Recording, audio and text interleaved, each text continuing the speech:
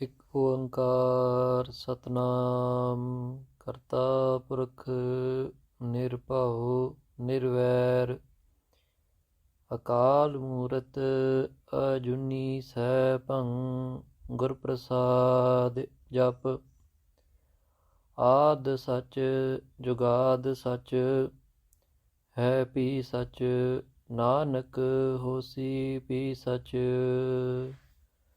ਵਾਹਿਗੁਰੂ ਜੀ ਕਾ ਖਾਲਸਾ ਵਾਹਿਗੁਰੂ ਜੀ ਕੀ ਫਤਿਹ।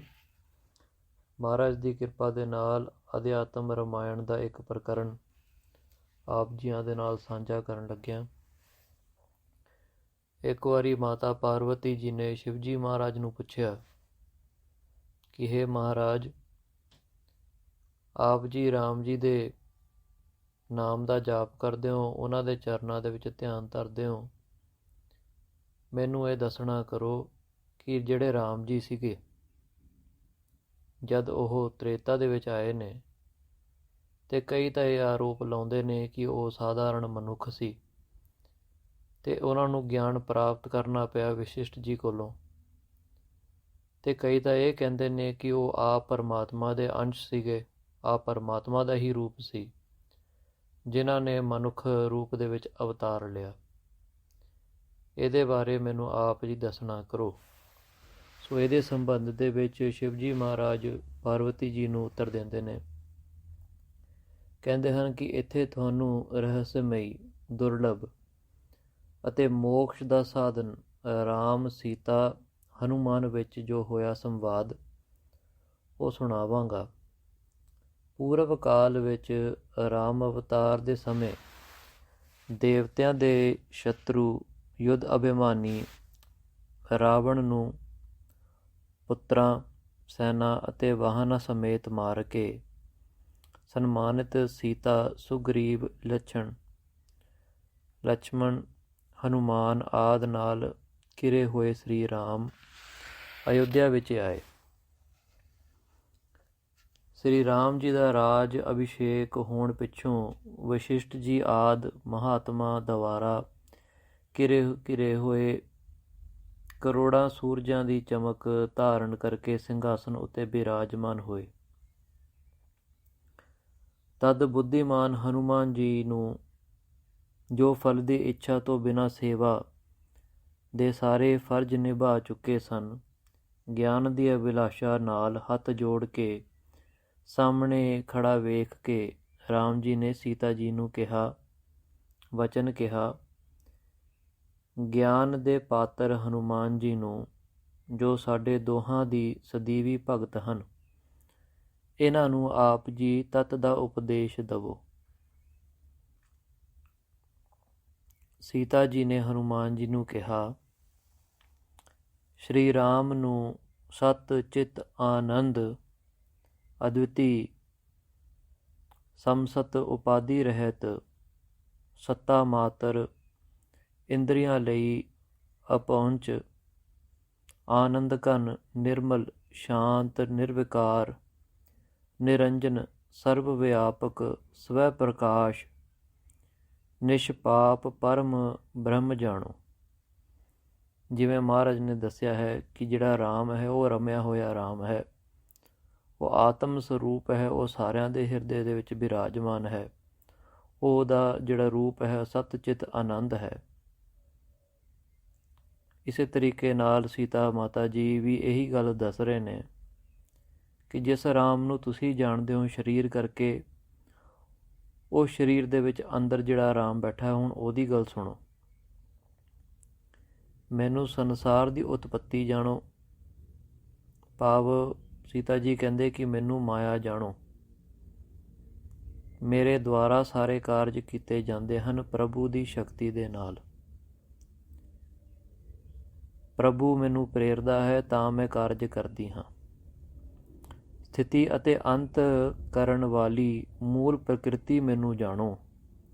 ਮੈਂ ਉਸੇ ਰਾਮ ਜੀ ਦੇ ਨੇੜੇ ਮਾਤਰ ਨਾਲ ਹੀ ਇਹ ਸਭ ਆਲਸ ਰਹਿਤ ਰਹਿ ਕੇ ਰਚਦੀ ਹਾਂ।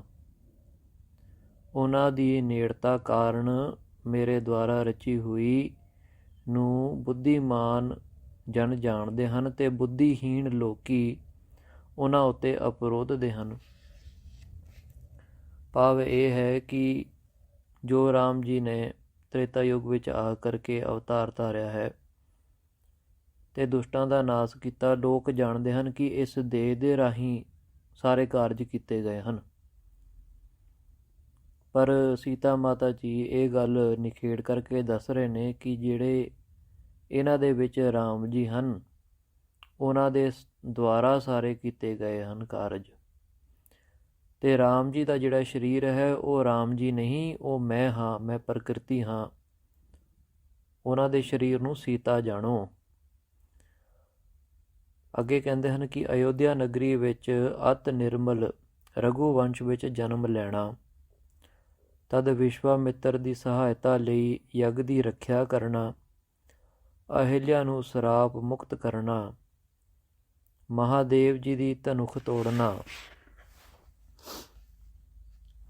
ਮੇਰਾ ਪਾਣੀ ਗ੍ਰਹੀ ਉਸ ਪਿੱਛੋਂ ਭਾਰਗੋ ਭਾਵ ਪਰਸ਼ੁਰਾਮ ਦੇ ਘੁਮੰਡ ਦਾ ਖੰਡਨ ਕਰਨਾ, ਅਯੋਧਿਆ ਨਗਰੀ ਵਿੱਚ ਮੇਰੇ ਨਾਲ 12 ਵਰ੍ਹ ਵਾਸ ਕਰਨਾ, ਦੰਡ ਕਾਰਨ ਵਿੱਚ ਜਾਣਾ ਅਤੇ ਵਿਰਾਟ ਦਾ ਵੱਧ ਕਰਨਾ, ਮਾਇਆਵੀ ਮਰੀਚ ਦਾ ਮਾਰਨਾ। ਇਹ ਸਾਰਾ ਕੁਝ ਮੇਰੇ ਪ੍ਰਕਿਰਤੀ ਦੇ ਨਾਲ ਹੋਇਆ ਹੈ, ਭਾਵ ਮੇਰੇ ਦੁਆਰਾ ਕੀਤਾ ਗਿਆ ਹੈ। ਜਟਾਯੂ ਅਤੇ ਉਸੇ ਤਰ੍ਹਾਂ ਹੀ ਕੰਬੰਦ ਨੂੰ ਮੋਕਸ਼ ਦਾ ਲਾਭ ਦੇਣਾ, ਸ਼ਬਰੀ ਦੁਆਰਾ ਪੂਜੇ ਜਾਣਾ, ਉਸ ਪਿੱਛੋਂ ਸੁਗਰੀਵ ਨਾਲ ਮਿਲਾਪ ਅਤੇ ਵਾਲੀ ਵੱਧ ਪਿੱਛੋਂ ਸੀਤਾ ਦੀ ਖੋਜ, ਸਮੁੰਦਰ ਉੱਤੇ ਪੁਲ ਅਤੇ ਲੰਕਾ ਦਾ ਘੇਰਾਓ, ਯੁੱਧ ਵਿੱਚ ਦੁਰਾਤਮਾ ਰਾਵਣ ਦਾ ਅਤੇ ਉਹਦੇ ਪੁੱਤਰਾਂ ਸਮੇਤ ਮਾਰਿਆ ਜਾਣਾ, ਵਿਭੀਸ਼ਣ ਨੂੰ ਲੰਕਾ ਦਾ ਰਾਜ ਦੇਣਾ, ਮੇਰੇ ਸਹਿਤ ਪੁਸ਼ਪਕ ਦੁਆਰਾ ਅਯੋਧਿਆ ਆਉਣ ਪਿੱਛੋਂ ਸ੍ਰੀ ਰਾਮ ਜੀ ਦਾ ਰਾਜਪਦ ਉਹਦੇ ਅਭਿਸ਼ੇਕ ਹੋਣਾ। ਇਹ ਸਾਰੇ ਕਰਮ ਮੇਰੇ ਦੁਆਰਾ ਕੀਤੇ ਹੋਏ ਹਨ। ਸੀਤਾ ਜੀ ਦੱਸ ਰਹੇ ਨੇ ਕਿ ਇਹ ਪ੍ਰਕਿਰਤੀ ਭਾਵ ਸ਼ਕਤੀ ਦੁਆਰਾ ਕੀਤੇ ਗਏ ਕਾਰਜ ਹਨ। ਸ਼ਕਤਾ ਦੁਆਰਾ ਭਾਵ ਰਾਮ ਸੱਤਾ ਦੁਆਰਾ ਇਹ ਕਾਰਜ ਨਹੀਂ ਕੀਤੇ ਗਏ। ਭਾਵ ਜਿਹੜੀ ਆਤਮਾ ਹੈ ਉਹ ਕਰਤਾ ਹੈ, ਅਕਰਤਾ। ਤੇ ਕਰਤਾ ਆਤਮਾ ਨੂੰ ਤਦ ਜਾਣਦੇ ਹਨ ਜਦ ਉਹ ਸ਼ਕਤੀ ਦੇ ਨਾਲ ਮਿਲਿਆ ਹੁੰਦਾ ਹੈ। ਜਦ ਸ਼ਕਤੀ ਦੇ ਨਾਲ ਸੰਸਾਰ ਦੇ ਵਿੱਚ ਆਉਂਦਾ ਹੈ, ਸੰਸਾਰ ਦੀ ਉਤਪੱਤੀ ਹੁੰਦੀ ਹੈ, ਉਹਦੇ ਸ਼ਕਤੀ ਦੇ ਨਾਲ ਸਾਰੇ ਕਾਰਜ ਹੁੰਦੇ ਹਨ। ਇਵੇਂ ਹੀ ਸੀਤਾ ਜੀ ਦੱਸ ਰਹੇ ਨੇ ਕਿ ਉਹ ਸ਼ਕਤੀ ਸਰੂਪ ਪਰਮਾਤਮਾ ਦੀ ਮੈਂ ਹਾਂ ਤੇ ਸ਼ਕਤਾ ਰੂਪ ਆਤਮਾ ਰਾਮ ਜੀ ਹਨ। ਸਰਵ ਆਤਮਾ ਜਿਹੜੇ ਹਨ ਉਹ ਸ੍ਰੀ ਰਾਮ ਜੀ ਮਹਾਰਾਜ ਹਨ। ਭਾਵ ਸਾਰਿਆਂ ਦੇ ਆਤਮ ਰੂਪ ਜਿਹੜੇ ਨੇ ਉਹਨਾਂ ਨੂੰ ਸ਼੍ਰੀ ਰਾਮ ਕਿਹਾ ਗਿਆ ਹੈ। ਕਿਉਂਕਿ ਉਹ ਰਮਿਆ ਹੋਇਆ ਹੈ। ਅੱਗੇ ਕਹਿੰਦੇ ਨੇ ਕਿ ਸ਼੍ਰੀ ਰਾਮ ਦਾ ਚੱਲਦੇ ਹਨ। ਸੀਤਾ ਜੀ ਕਹਿੰਦੇ ਨੇ ਕਿ ਸ਼੍ਰੀ ਰਾਮ ਜੀ ਮਹਾਰਾਜ ਤਾਂ ਚੱਲਦੇ ਵੀ ਨਹੀਂ। ਕਿਉਂਕਿ ਆਤਮ ਦਾ ਜਿਹੜਾ ਸਰੂਪ ਹੈ ਉਹ ਅਚਲ ਹੈ, ਉਹ ਚਲਾਇਮਾਨ ਨਹੀਂ। ਨਾ ਉਹ ਬੈਠਦੇ ਹਨ, ਨਾ ਸ਼ੋਕ ਦੇ ਨਾਲ ਘੇਰੇ ਜਾਂਦੇ ਹਨ, ਨਾ ਉਹ ਕਿਸੇ ਵਸਤੂ ਦਾ ਤਿਆਗ ਕਰਦੇ ਹਨ, ਨਾ ਹੀ ਕਿਸੇ ਵਸਤੂ ਨੂੰ ਅਪਣਾਉਂਦੇ ਹਨ। ਉਹ ਆਨੰਦ ਸਰੂਪ ਅਚਲ ਪਰਿਣਾਮਹੀਣ ਹਨ। ਮਾਇਆ ਦੇ ਗੁਣਾਂ ਦੁਆਰਾ ਵਿਆਪ ਕੇ ਉਸ ਤਰ੍ਹਾਂ ਪ੍ਰਤੀਤ ਹੁੰਦੇ ਹਨ। ਭਾਵ ਜਦ ਮੈਂ ਉਹਨਾਂ ਦੇ ਨਾਲ ਮਿਲਦੀ ਹਾਂ ਫਿਰ ਪ੍ਰਤੀਤੀ ਹੁੰਦੀ ਹੈ ਕਿ ਇਹ ਜਿਹੜੀ ਆਤਮਾ ਹੈ ਇਹਦੇ ਨਾਲ ਕੋਈ ਕਾਰਜ ਹੋ ਰਿਹਾ ਹੈ। ਪਰ ਜਿਹੜੇ ਕਾਰਜ ਹੁੰਦੇ ਨੇ ਸੰਸਾਰ ਦੇ, ਇਸ ਸਰੀਰ ਤੋਂ, ਇਸ ਮਨ ਤੋਂ, ਇਹ ਸਾਰੇ ਮਾਇਆ ਦੇ ਕਾਰਜ ਨੇ, ਭਾਵ ਸੀਤਾ ਦੇ ਕਾਰਜ ਨੇ। ਇਹ ਸਾਰਾ ਗਿਆਨ ਸੁਣਦੇ ਹੋਏ ਸ਼੍ਰੀ ਰਾਮ ਜੀ ਬੋਲੇ। ਤਦ ਸ਼੍ਰੀ ਰਾਮ ਨੇ ਉਪਸਥਿਤ ਹਨੂਮਾਨ ਜੀ ਨੂੰ ਆਪ ਕਿਹਾ, ਤੁਹਾਨੂੰ ਆਤਮਾ, ਅਨਾਤਮਾ ਅਤੇ ਪਰਮਾਤਮਾ ਦਾ ਤੱਤ ਦੱਸਾਂਗੇ। ਹੁਣ ਸੁਣੋ। ਜਿਵੇਂ ਸਰੋਵਰ ਵਿੱਚ ਆਕਾਸ਼ ਦੇ ਵੱਡੇ ਵੱਡੇ 3 ਤਰ੍ਹਾਂ ਦੇ ਭੇਦ, ਮਹਾਂ ਆਕਾਸ਼, ਸਰੋਵਰ ਵਿੱਚ ਸੀਮਿਤ ਆਕਾਸ਼ ਅਤੇ ਦੂਜਾ ਪ੍ਰਤੀਬਿੰਬ ਕਹਾਉਣ ਵਾਲਾ ਦਿਸਦੇ ਹਨ। ਜਿਵੇਂ ਆਕਾਸ਼ ਦੇ 3 ਭੇਦ ਦਿਸਦੇ ਹਨ, ਇਸੇ ਤਰ੍ਹਾਂ ਚੇਤਨ ਵੀ 3 ਪ੍ਰਕਾਰ ਦਾ ਹੈ। ਇੱਕ ਤਾਂ ਬੁੱਧੀ ਸੀਮਤ ਚੇਤਨ, ਦੂਜਾ ਸਰਵਤਰ ਪੂਰਨ ਅਤੇ ਹੋਰ ਬੁੱਧੀ ਵਿੱਚ ਪ੍ਰਤੀਬਿੰਬ ਜੋ ਆਕਾਸ਼ ਮਾਤਰ ਹੈ। ਆਭਾਸ ਚੇਤਨ ਸਹਿਤ ਬੁੱਧੀ ਵਿੱਚ ਕਰਤਾਪਨ ਹੈ, ਭਾਵ ਮੈਂ ਮੇਰੀ ਹੈ। ਅਗਿਆਨੀ ਜਨ ਭਰਮ ਨਾਲ ਅਵਿਛਿੰਨ ਅਵਿਕਾਰੀ ਸਾਖੀ ਰੂਪ ਆਤਮਾ ਉੱਤੇ ਉਸੇ ਤਰ੍ਹਾਂ ਜੀਵਪਣ ਆਰੋਪਦੇ ਹਨ। ਜਿਹੜੇ ਮੈਂ ਮੇਰੀ ਦੇ ਵਿੱਚ ਫਸੇ ਹੋਏ ਹਨ, ਉਹ ਇਸ ਤਰੀਕੇ ਨਾਲ ਜਾਣਦੇ ਨੇ ਕਿ ਇਹ ਤਾਂ ਮੈਂ ਮੇਰੀ ਜੋ ਹੈ ਆਤਮਾ ਕਰ ਰਹੀ ਹੈ। ਉਹ ਆਰੋਪ ਹਰ ਇੱਕ ਚੀਜ਼ ਰੱਬ ਦੇ ਉੱਤੇ ਦਿੰਦੇ ਨੇ, ਆਤਮਾ ਉੱਤੇ ਦਿੰਦੇ ਨੇ। ਪਰ ਜਿੰਨੇ ਵੀ ਕਾਰਜ ਹੋ ਰਹੇ ਨੇ ਉਹ ਮਾਇਆ ਕਰਕੇ ਹੋ ਰਹੇ ਨੇ। ਮਾਇਆ ਦੀ ਸ਼ਕਤੀ ਹੈ, ਮਾਇਆ ਹੀ ਸ਼ਕਤੀ ਹੈ। ਅੱਗੇ ਰਾਮ ਜੀ ਕਹਿੰਦੇ ਨੇ, ਪਰੰਤੂ ਆਭਾਸ ਚੇਤਨ ਮਿਥਿਆ ਹੈ, ਮਾਇਆ ਮਿਥਿਆ ਹੈ, ਸੀਤਾ ਮਿਥਿਆ ਹੈ। ਬੁੱਧੀ ਨੂੰ ਅਵਿਦਿਆ ਦਾ ਕਾਰਜ ਕਿਹਾ ਜਾਂਦਾ ਹੈ। ਪਾਰ ਬ੍ਰਹਮ ਅਸਲ ਵਿੱਚ ਵਿਛੇਦ ਰਹਿਤ ਹੈ ਅਤੇ ਵਿਛੇਦ ਕੇਵਲ ਕਲਪਿਤ ਹੈ। ਜਿਹੜਾ ਪਰਮਾਤਮਾ ਹੈ, ਆਤਮਾ ਹੈ, ਉਹਦਾ ਛੇਦਨ ਨਹੀਂ ਕੀਤਾ ਜਾ ਸਕਦਾ। ਕਿਉਂਕਿ ਉਹ ਪੂਰਨ ਹੈ। ਇਵੇਂ ਆਤਮਾ ਨੂੰ ਕੋਈ ਭੰਨ ਤੋੜ ਨਹੀਂ ਕਰ ਸਕਦਾ। ਉਹ ਹਮੇਸ਼ਾ ਸਦੈਵੀ ਰਹਿਣ ਵਾਲਾ ਹੈ। ਜਿਵੇਂ ਮਹਾਰਾਜ ਨੇ ਕਿਹਾ ਗੁਰਬਾਣੀ ਦੇ ਵਿੱਚ, ਨਾ ਤਾਂ ਕੁਛ ਜਨਮ ਲੈਂਦਾ ਹੈ ਅਤੇ ਨਾ ਹੀ ਕੋਈ ਮਰਦਾ ਹੈ। ਕਿਉਂਕਿ ਜਿਹੜੀ ਵਸਤੂ ਨੂੰ ਅਸੀਂ ਖੜੇ ਕਰਦੇ ਹਾਂ ਅਤੇ ਤੋੜ ਦਿੰਦੇ ਹਾਂ, ਉਹ ਮਾਇਆ ਹੁੰਦੀ ਹੈ। ਜੇ ਤਾਂ ਆਤਮਾ ਮਰਦਾ ਹੋਵੇ ਅਤੇ ਜੰਮਦਾ ਹੋਵੇ ਅਤੇ ਫਿਰ ਉਹ ਪੂਰਨ ਨਹੀਂ ਹੋ ਸਕਦਾ। ਕਿਉਂਕਿ ਉਹਦਾ ਛੇਦਨ ਕੀਤਾ ਗਿਆ ਹੈ। ਇਵੇਂ ਰਾਮ ਜੀ ਹਨੂੰਮਾਨ ਜੀ ਨੂੰ ਦੱਸ ਰਹੇ ਨੇ ਕਿ ਉਸ ਆਤਮਾ ਨੂੰ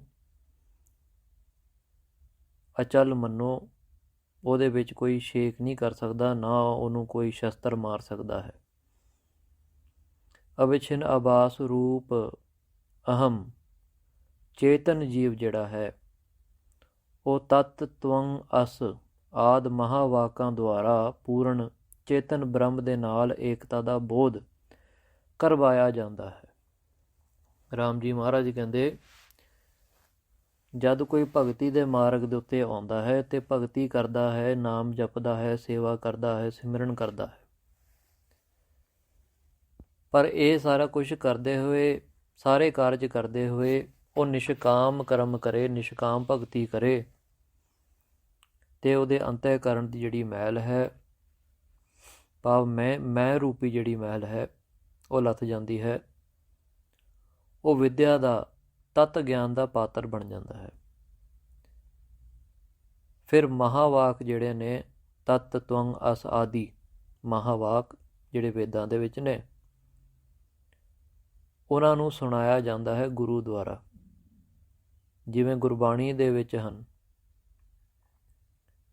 ਹਰ ਹਰ ਜਨ ਦੋਇ ਏਕ ਹੈ, ਬਿਬ ਵਿਚਾਰ ਕਛ ਨਾਹੀ।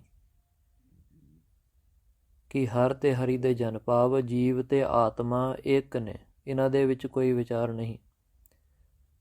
ਪਰ ਇਸ ਦਾ ਗਿਆਨ ਦੇ ਜਿਹੜੇ ਪਾਤਰ ਹਨ, ਜਿਹੜੇ ਇਸ ਦੇ ਅਧਿਕਾਰੀ ਹਨ, ਉਹੀ ਇਹਨੂੰ ਜਾਣ ਸਕਦੇ ਨੇ।